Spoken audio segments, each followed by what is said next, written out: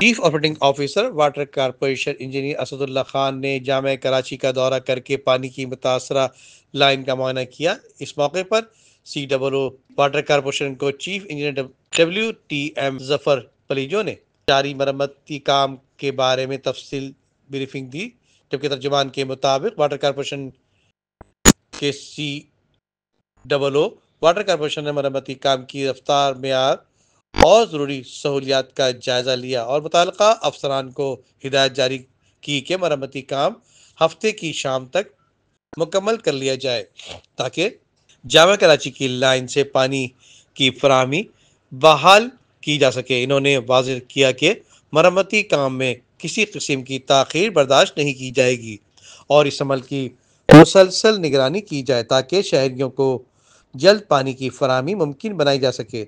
इस मौके पर चीफ इंजीनियर WTM ने COO वाटर कारपोरेशन को यकीन दहानी कराई कि मरम्मती काम हफ्ते की शाम तक मुकम्मल कर लिया जाएगा और पानी की फराहमी की बहाली यकीनी बनाई जाएगी।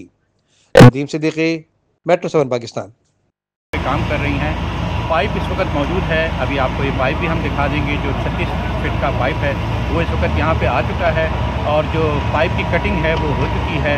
जो हम इस वक्त सूरत हाल देख रहे हैं पाइप की कंडीशन की, उसके मुताबिक जो मैं ये समझता हूँ कि ये काम फास्ट टू फास्ट भी अगर करेंगे हम तो ये सैटरडे की शाम तक इंशाल्लाह कंप्लीट होगा।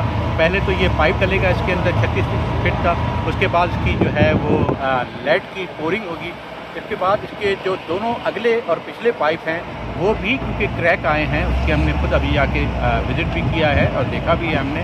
तो उन पाइपों के ऊपर जो है ये काम 36 फीट का पाइप लगाने के बाद वो जो क्रैक है उनके ऊपर स्टेप कॉलर जो है वो भी साइड पे आ चुके हैं। स्टेप कॉलर भी चढ़ाए जाएंगे।